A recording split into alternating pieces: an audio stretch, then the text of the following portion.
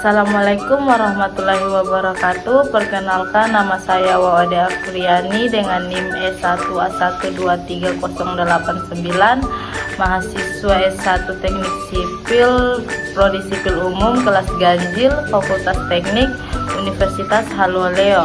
Di video ini saya akan membahas mengenai studi kasus masalah lingkungan yang ada di negara Denmark.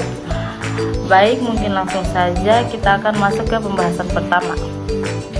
Di Uni Eropa, Denmark tetap menjadi yang terdepan dalam upaya pengembangan sumber energi terbarukan serta menegakkan peraturan yang mendukung keberlanjutan lingkungan.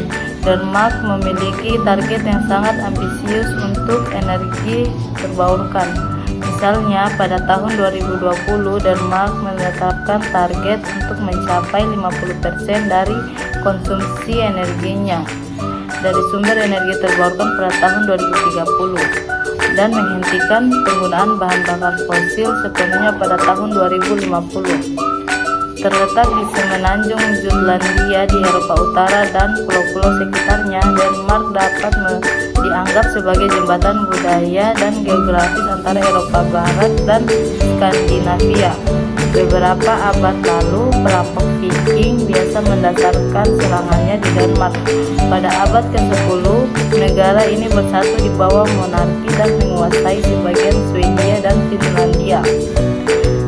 Sia-sia masa lalu autokratis dapat dilihat di banyak istana tua dan taman berornamen. Meskipun dataran subur mencakup 64% wilayah Denmark, sejak tahun 1960-an negara ini telah meningkatkan fokus ekonominya pada industri dibandingkan pertanian. Saat ini, perusahaan-perusahaan Denmark adalah pemimpin dunia di sektor farmasi, pelayaran maritim, dan energi terbuka. Pada tahun 2019, PDB Denmark diperkirakan meningkat 1,8%.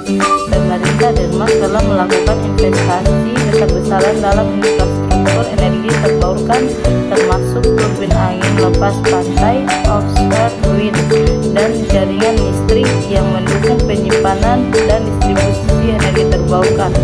Denmark mengekspor makanan, minyak, dan gas dalam jumlah besar, namun sektor manufakturnya sangat bergantung pada impor bahan mentah. Secara umum, negara ini cukup makmur dan masyarakat Denmark didukung oleh program kesejahteraan sosial yang kuat. Untuk mendorong investasi swasta, Denmark memberikan investasi fiskal dan subsidi kepada industri energi terbarukan. Ini termasuk insentif untuk instalasi panel surya, turbin angin, dan teknologi penyimpangan energi. Denmark telah menjadi pusat inovasi untuk teknologi turbin angin lepas pantai. Perusahaan Denmark seperti Vestas dan Ørsted, dulunya Dong Energy, telah memimpin dalam pengembangan teknologi ini dan telah mengekspor pengetahuan dan teknologi mereka ke seluruh dunia. Denmark memiliki kapasitas terpasang angin lepas pantai yang signifikan, yang merupakan kontributor besar terhadap energi terbarukan negara tersebut.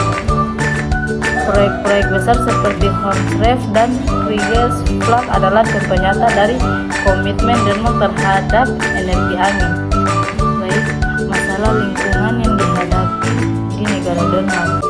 Ketika krisis minyak tahun 1973 melanda, Denmark merupakan salah satu negara OECD yang paling tergantung pada minyak untuk pasokan energinya. Dengan lebih dari 90% pasokan energi nasionalnya tergantung pada minyak impor. Melonjaknya harga minyak menyentuh titik nadi utama masyarakat dan menandai titik balik dalam kebijakan energi Denmark.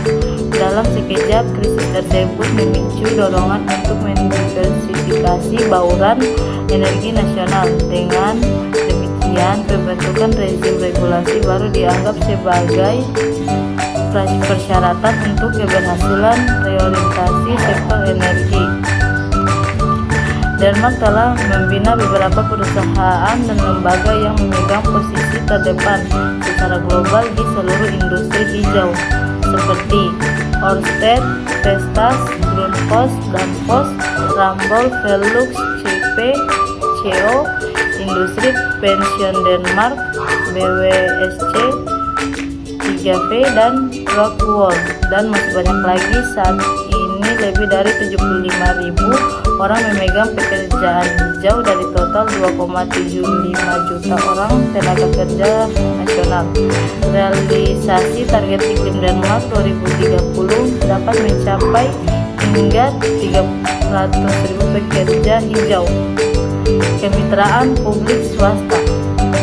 Katalisator dalam transisi hijau di Denmark adalah tradisi kuat dalam menjalin kemitraan publik swasta. Gagasan kemitraan publik swasta telah memungkinkan pemerintah Denmark yang sedang berkembang untuk memberlakukan peraturan dan program dengan dukungan bisnis dan industri, sehingga memastikan keberhasilan implementasi dan kepatuhan. Perjanjian politik yang luas.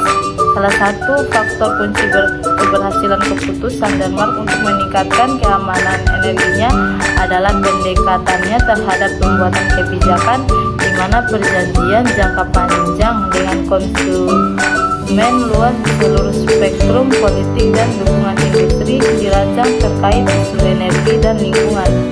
Ini berarti bahwa kebijakan tetap tidak berubah, bahkan ketika pemerintah berubah, stabilitas politik yang dihasilkan telah membantu mengamankan investasi berkelanjutan dan solusi untuk banyak tantangan pembangunan berkelanjutan di negara tersebut. Integrasi sektor. Kolaborasi yang saling percaya di seluruh sektor dan industri telah lama menjadi unsur utama dalam cara berbisnis di Denmark. Selama puluhan tahun pekerja lintas batas profesional Denmark telah belajar bahwa integrasi sektor yang efektif memerlukan kepercayaan, pendekatan pragmatis, dan pola pikir eksperimental. Kolaborasi masyarakat.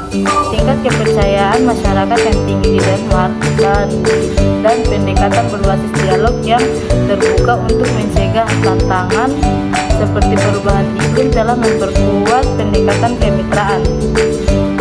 Sementara sektor publik memberikan tujuan jangka panjang yang ambisius dan kondisi tenaga kerja yang stabil. Sektor swasta menyediakan inovasi dan solusi untuk mencapai visi tersebut.